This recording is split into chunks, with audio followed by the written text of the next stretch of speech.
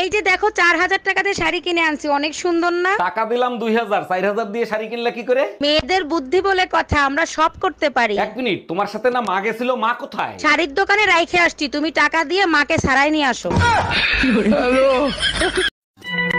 ভাই আপনার না চিনা চিনা লাগতেছে, কই জানি দেখছি।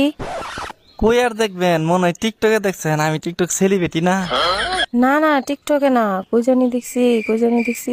ও মনে পড়ছে আপনি না গেছে আমার সঙ্গে বাথরুমের ট্যাঙ্কি পরিষ্কার করছিলেন।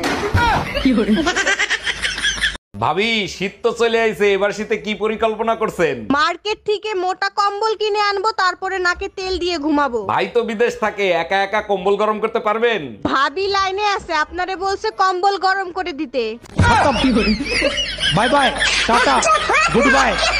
যাক, অবশেষে মামুনের বিয়েটাও হইলো। একটা জিনিস খেয়াল করছো, মামুন ভাইয়ের বউ কিন্তু অনেক সুন্দর। হ্যাঁ, খেয়াল করছি। গাধাদের কপালেই সবসময় সুন্দর বউ জোটে। তুমিও না সবসময় শুধু আমার প্রশংসা করতে থাকো।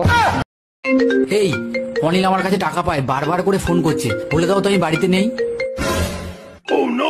হ্যালো হ্যালো বৌদি, দাদা কোথায় গো? না, দাদা তো বাড়িতে নেই, বাইরে গেছে। কি বলছো, বাড়িতে দাদা নেই? ইস, আমায় ডাকুনি কেন? তুমি কি আমার মনের মধ্যে থাকবে? না, আমার নিজের বাসা আছে।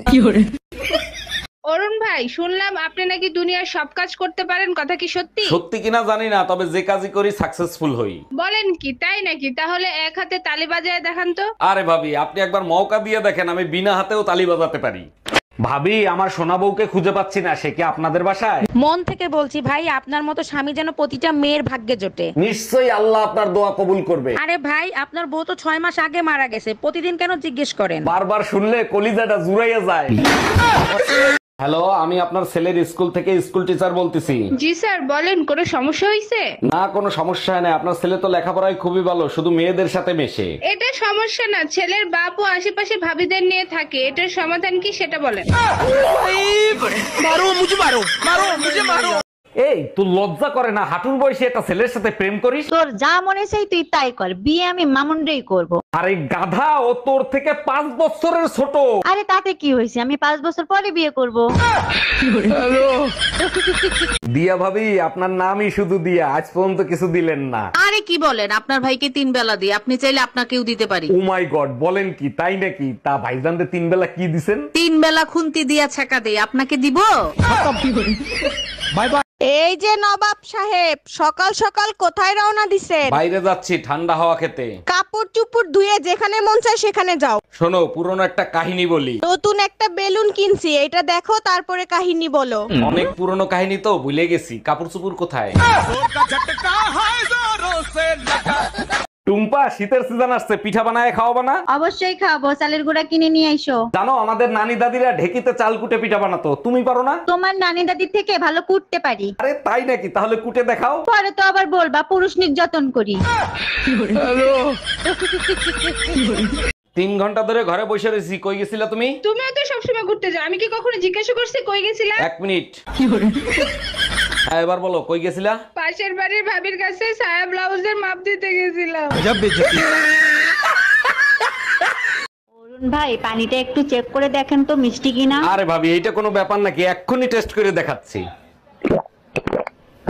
ভাইজান, অনেক মিষ্টি নাকি? একদম না, একেবারে নোনতা। হ্যালো নানা, তোমার ডায়াবেটিস নাই, প্রসাব টেস্ট করাইছি। Bye bye, tata, good bye, Gaya. Hello. এই তোর বউ পোষার মুরুদ নাই, তুই বিয়ে করছিলি কেন? আরে বাবা, কি হয়েছে সেটা তো বলবা। ভালো হয়েছে, 3 মাস ধরে বাপের বাড়ি ফেলাই থুয়ে গেছে। ওরে আমার সোনা বউ, রাগ করে না, সামনের মাসেই নিয়ে আসবো। শীত চলে গেলে নিয়ে কি বাল ফেলাবি? গাদা কোথাকার। এই শোনো না, একটা কথা বলবো, রাগ করবা?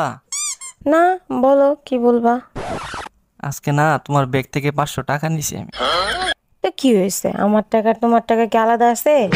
আর এই টাকা তো সকালবেলা আমি তোমার মানি ব্যাগ থেকে চুরি করছি।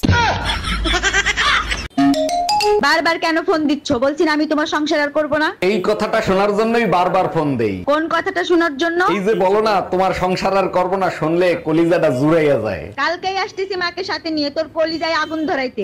हम इसका पति है, हमको सिर्फ फांसी का सजा चाहिए। এই শুনছো?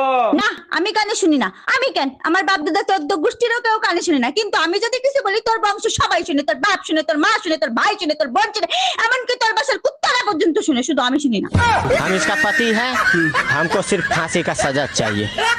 এই কালকে তোমার ড্রাইভিং পরীক্ষা যা যা শিখাইছি মনে আছে তো? তুমি যা যা শিখাইছো সব মুখস্থ করে রাখছি। আচ্ছা বলো তো, তোমার গাড়ির সামনে তোমার শাশুড়ি আর তোমার ভাই যদি আসে তখন তুমি কি করবা? এটা তো একদম সোজা, অবশ্যই শাশুড়িরে মারবো। কতবার শিখাইছি ব্রেক করবি একটা